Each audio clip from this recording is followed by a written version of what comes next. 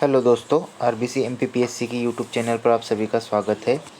और आज जो है हम यहाँ पर जो है एमपीपीएससी मुख्य परीक्षा के लिए पेपर 2 पार्ट ए यूनिट 5 जो है यहाँ पर पढ़ रहे हैं। और आज हम जो है हमारा जो आज का टॉपिक रहेगा वो है अनुविभाग प्रशासन, तहसील, विकासखंड अधिकारी के कार्य। इसके अलावा निदेशालय क्या होता है, सचिवालय क्या होता है, इन सभी टॉपिक्स के बारे में आज हम यहाँ पे पढ़ने वाले हैं। तो आइए सबसे पहले स्टार्ट करते हैं अनुविभाग प्रशासन। तो अनुविभाग क्या होता है?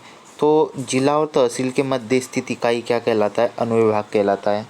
अनुविभाग का प्रमुख अधिकारी अनुविभागीय अधिकारी या एसडीएम कहलाता है, ठीक है, या जिसको हम डिप्टी कलेक्टर भी बोलते हैं, एसडीएम। अनुविभागीय अधिकारी राज्य प्रशासनिक सेवा का अधिकारी होता है, ठीक है। फिर डायरेक्टली अनुविभागीय अधिकारी या एसडीएम के क्या कार्य होते हैं, ये डायरेक्टली क्वेश्चन पूछा जा सकता है। तो देखिए, सबसे पहले देखते हैं भू राजस्व अधिकारी के रूप में कार्य। तो भू राजस्व के संबंध में उसके पास न्यायिक, अर्ध न्यायिक तथा नियंत्रणकारी शक्तियाँ हैं। भूमि रिकॉर्ड बनाए रखना, कर मामलों को हल करना, परिसीमन और संशोधन, ये वाला काम। निपटान प्रक्रियाएं, सार्वजनिक भूमि के संरक्षक के रूप में। ग्रामवार भूमि के नक्शे बनाना या नक्शे तैयार करना। राजस्व निरीक्षण एवं पटवारी के कार्य का पर्यवेक्षण करना। गिरदावरी या फसल गिरदावरी रिपोर्ट तैयार करना। सार्वजनिक भूमि का प्राथमिक प्रबंधक के रूप में कार्य, जैसे अतिक्रमण रोकना। ये सारे कार्य जो है भू राजस्व अधिकारी के रूप में कार्य हो जाएंगे। फिर मजिस्ट्रेट के रूप में क्या कार्य है भाई अनुविभागीय अधिकारी के? तो मजिस्ट्रेट के रूप में देखिए, सीआरपीसी से संबंधित मामलों के तहत रोकथाम के लिए जिम्मेदार है। सीआरपीसी से संबंधित मामलों के लिए रोकथाम के लिए जिम्मेदार है। विवाह के 7 साल बाद महिलाओं की अप्राकृतिक मृत्यु हो जाने के बाद जो मामले आते हैं उन मामलों को भी देखता है, और आवश्यक हो तो पुलिस को मामला दर्ज कराने के निर्देश भी दे सकता है। पुलिस जेल में हुई मृत्यु की जांच का अधिकार है। कानून व्यवस्था बनाए रखना, वार्षिक अपराध रिपोर्ट कलेक्टर को प्रस्तुत करता है। पुलिस थाने, चौकी व जेलों का निरीक्षण करता है। कानून व्यवस्था बनाए रखने के लिए धारा 144 लागू करना, जब जिले में या तहसील में जो है कानून भंग होने की आवश्यकता हो, इस प्रकार से। फिर आगे देखते हैं भू न्यायिक शक्तियाँ। तो भू न्यायिक शक्तियों में आएगा भूमि सीमा विवाद का निपटान करना, वो बेले को पंजीकरण से संबंधित काम होते हैं, मुआवजे के प्रकरण वगैरह बनाना, ये भू न्यायिक शक्तियाँ हैं। प्रशासनिक अधिकारी के रूप में क्या काम है? आवश्यक वस्तु वितरण को संपादित करना तथा लोगों तक वस्तुओं का वितरण सुनिश्चित करना, जैसे उचित मूल्य की दुकान की सहायता से। जनता की शिकायतों का निवारण करता है, चुनाव से संबंधित कार्यों को संपादित करता है, ये प्रशासनिक अधिकारी के रूप में कार्य हो जाएंगे। आपदा तथा आपदा की स्थिति में या आपदा अधिकारी के रूप में क्या काम है? प्राकृतिक आपदाओं, दंगों, महामारी आदि की स्थिति में कानून व्यवस्था प्रबंधन के साथ तैयारी, पर्यवेक्षण, पुनर्वास, नियंत्रण की देखरेख का प्रभारी होता है। आपदा या संकट के दौरान वह जनता की सुरक्षा का प्रभारी है। बाढ़, भूकंप, दंगे या आग जैसी प्राकृतिक आपदाओं के दौरान वह सरकार को विस्तृत रिपोर्ट पेश करता है। ये सारे के सारे आपदा अधिकारी के रूप में काम आ जाएंगे, ठीक है। प्रबंधन और नियंत्रण संबंधी क्या काम है? तो एसडीएम जो होता है जिला मजिस्ट्रेट को लिपिकीय कर्तव्य के साथ साथ अन्य परिचालन, प्रबंधन और नियंत्रण में मदद करता है। फिर कल्याण और विकास, अपने अधिकार क्षेत्र के अंतर्गत कल्याण और विकास के एजेंडे का प्रभारी होता है, लोक कल्याणकारी काम भी करता है। सहयोग, वह खंड कार्यालय और विभागाध्यक्षों को सहयोग करता है। इसके अलावा उत्तर भेजना, तो विधानसभा और विधान परिषद से जो भी प्रश्न प्राप्त होते हैं उन प्रश्नों का रजिस्टर रखना तथा उसके उत्तर भेजना, समय से उत्तर भेजना। पर्यवेक्षण, अनुविभाग के सभी सहायक कार्यों का पर्यवेक्षण करना। महत्वपूर्ण मामलों में टिप्पणी तथा आलेख लिखना। प्रत्येक सहायक के कार्य का समय समय पर निरीक्षण करना तथा वरिष्ठ अधिकारी को अपनी रिपोर्ट देना या प्रस्तुत करना। फिर अन्य कार्य क्या हो जाएंगे? निपटाए गए मामलों का रिकॉर्ड रखना, आवश्यक मामलों में किए गए विलंब की जानकारी संबंधित अधिकारी को तथा यदि आवश्यक हो तो सचिव को देना। अनुविभाग में धूम्रपान, पान मसाला का प्रयोग न किया जाना सुनिश्चित करना। ये अन्य कार्य हो जाएंगे। तो ये हमने देखे एसडीएम या अनुविभागीय अधिकारी के कार्य। ये सीधा सीधा क्वेश्चन जो आपको 10 नंबर में देखने को मिल सकता है, या फिर 7 मार्क्स में भी आ सकता है कि अनुविभागीय अधिकारी के कार्य लिखिए या भूमिका लिखिए।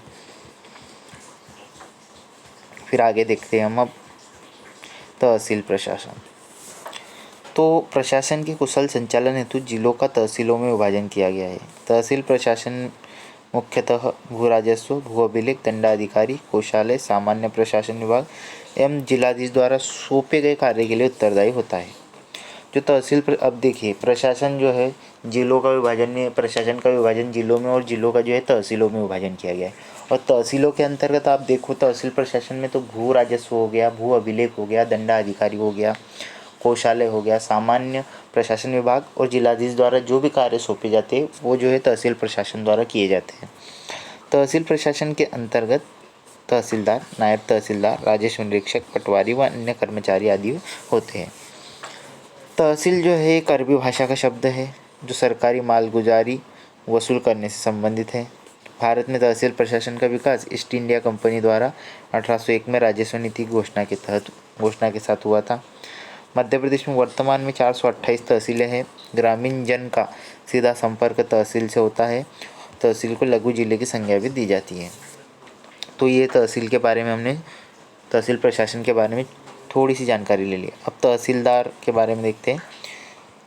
तो तहसील कार्यालय का सर्वोच्च प्रशासनिक अधिकारी होता है। तहसीलदार की नियुक्ति का प्रावधान भारत शासन अधिनियम 1858 में किया गया है। मध्य प्रदेश में इस पद को नायब तहसीलदार से पदोन्नति हुए पदाधिकारियों द्वारा भरा जाता है। अब तहसील कार्यालय का सर्वोच्च अधिकारी तहसीलदार, सर्वोच्च प्रशासनिक अधिकारी जो है तहसीलदार होता है, उसकी नियुक्ति का प्रावधान जो है भारत शासन अधिनियम 1858 में किया गया था। और इस पद को नायब तहसीलदार जो का पद जो होता है उसको प्रोन्नति करके उसकी या पदोन्नति करके भरा जाता है। फिर आगे देखते हैं तहसीलदार के क्या कार्य है। तो राजस्व अधिकारी के रूप में भू राजस्व एकत्रित करना, जैसे भू राजस्व, नहर राजस्व, उपकर और सरकार के अन्य बकाया राशि प्राप्त करना। भू अभिलेख को नक्शे सूचनाओं को सुरक्षित रखना, यह सुनिश्चित करना कि किसान अपनी भूमि का रिकॉर्ड आसानी से रख सकता है या नहीं। पटवारी व राजस्व निरीक्षक के कार्यों का निरीक्षण करना। इसके अलावा भू राजस्व न्यायिक अधिकारी के रूप में क्या है, मुकदमों की सुनवाई, कृषि भूमि सीमा विवाद, उत्तराधिकार, अंतरण, नामांतरण संबंधी विवाद, भूमि संबंधी झगड़ों का निपटारा करना, सरकारी भूमि पर अतिक्रमण रोकना, प्राकृतिक आपदाओं से होने वाले नुकसान का पंजीकरण, नियम, राहत एवं पुनर्वास संबंधी कार्य करना। फिर है प्रशासनिक अधिकारी के रूप में कार्य, तहसील कोषागार का रखरखाव करना, चुनाव के समय कार्यों का प्रबंध करना, हैसियत प्रमाण पत्र जारी करना, अपने क्षेत्रों का समय समय पर दौरा करना, पटवारी एवं राजस्व निरीक्षक का मार्गदर्शन एवं पर्यवेक्षण करना, तहसील से जुड़े सरकार से संबंधित मामलों की देखरेख करना।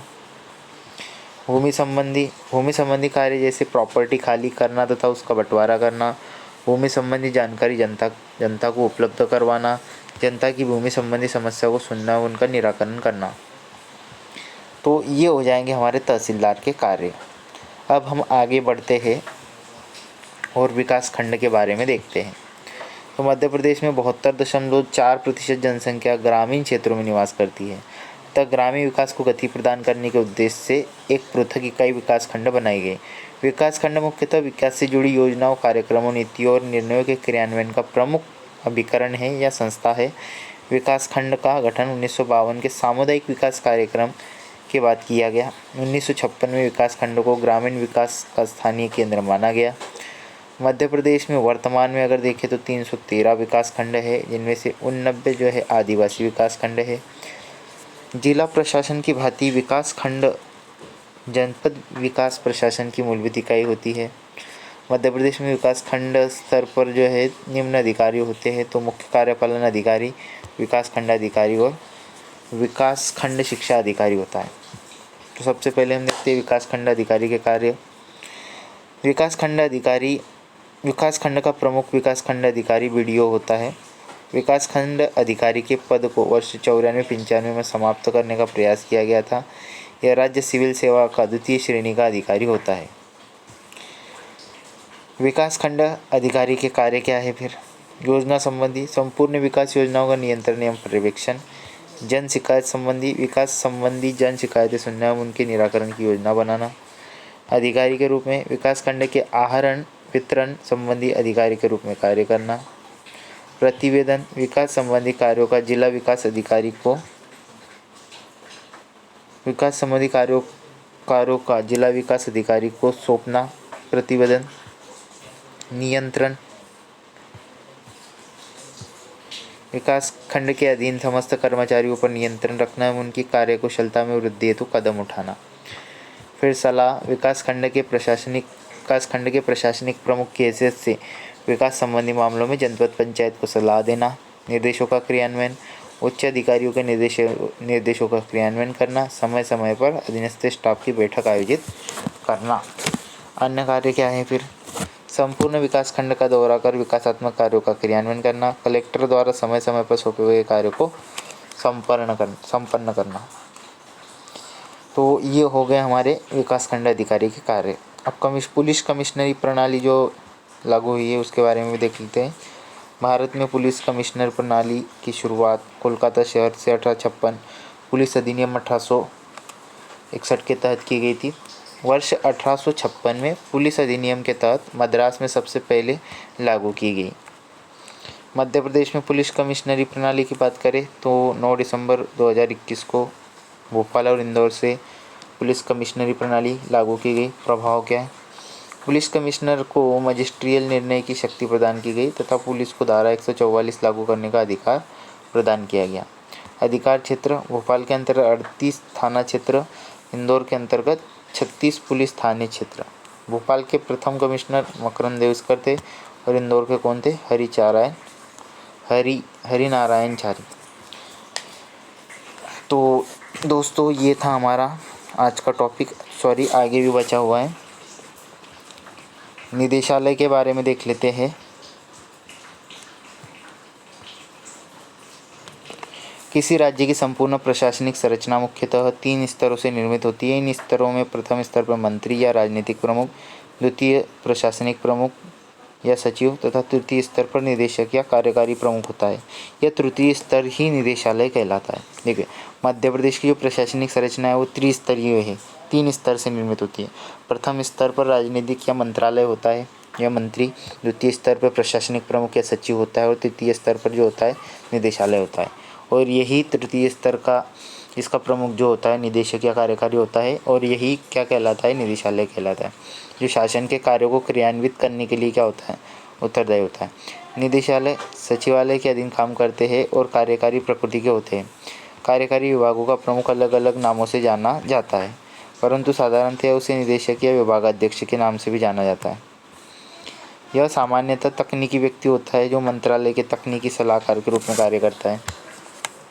कार्य अपने नियंत्रण के अधीन क्षेत्रीय संस्थाओं के माध्यम से सरकार की नीतियों को क्रियान्वित करता है। अपने नियंत्रण के अधीन क्षेत्रीय संस्थाओं के माध्यम से सरकार की नीतियों को क्रियान्वित करता है। उदाहरण सिंचाई निदेशालय, श्रम निदेशालय, नगर एवं ग्रामीण निदेशालय आदि। निदेशालयों के स्वरूप में परिवर्तन के कारण निदेशालयों को आयुक्त कार्यालय में परिवर्तित किया गया। जैसे जनजातीय एवं पिछड़ा वर्ग निदेशालय को आयुक्त आदिवासी विकास एवं आयुक्त पिछड़ा वर्ग के रूप में, अनुसूचित जाति कल्याण संचालनालय को आयुक्त अनुसूचित जाति कल्याण के रूप में। ठीक है, इस प्रकार से। अतिरिक्त सचिव या उपसचिव सचिव के अधीन कार्यरत होता है। यह विभाग द्वारा सौंपे गए कार्यों को औपचारिक ढंग से सचिव के समान ही करता है। समस्त पत्राचार पर कार्यवाही प्रारंभ करता है तथा वह प्रपत्रों की जांच भी करता है। तो यह अतिरिक्त सचिव या उप सचिव के कार्य हो जाएंगे। उप सचिव जो है सचिव के अधीन कार्य करता है और विभागीय जो सभी विभाग द्वारा जो भी कार्य सौंपे जाते हैं वो सचिव के समान ही औपचारिक तरीके से करेगा। जो भी पत्र व्यवहार वगैरह है उसकी कार्यवाही प्रारंभ करेगा, फिर प्रपत्र वगैरह की जांच करेगा। फिर हम देखते हैं संचालनालय तथा निदेशालय में अंतर। तो एक तरफ लिखा है आधार, संचालनालय और निदेशालय। तो पद सोपानी के स्तर के आधार पर देखिए तो ये मंत्रालय के अधीन गठित होते हैं, ये सचिवालय के अधीन कार्य करते हैं। इसका प्रमुख होता है संचालनालय का संचालक और इसका प्रमुख निदेशक। उदाहरण जनसंपर्क संचालनालय, कृषि संचालनालय। सिंचाई निदेशालय, श्रम निदेशालय। फिर आगे है सचिवालय तथा निदेशालय में अंतर। तो इधर भी आधार, सचिवालय और निदेशालय। प्रशासनिक संस्था, शीर्ष प्रशासनिक संस्था है सचिवालय, यह अधीनस्थ प्रशासनिक संस्था है। सेवाएं, ये सामान्य सेवाएं दी जाती है, इसमें विशेषज्ञ सेवाएं दी जाती है। अधिकारी सचिव कहलाता है, इसका अधिकारी निदेशक कहलाता है। कार्य, उच्च स्तरीय नीति निर्धारण, कार्यक्रम निर्माण, नीतियों एवं कार्यक्रमों को लागू करते हैं। मंत्रिपरिषद के संबंध में प्रत्यक्ष संबंध होता है, प्रत्यक्ष संपर्क नहीं होता इसका। विशेष स्टाफ एजेंसी की तरह कार्य करता है सचिवालय। निदेशालय लाइन एजेंसी की तरह कार्य करता है। ठीक है, तो दोस्तों ये था हमारा आज का वीडियो। आई होप ये वीडियो आपको पसंद आया होगा।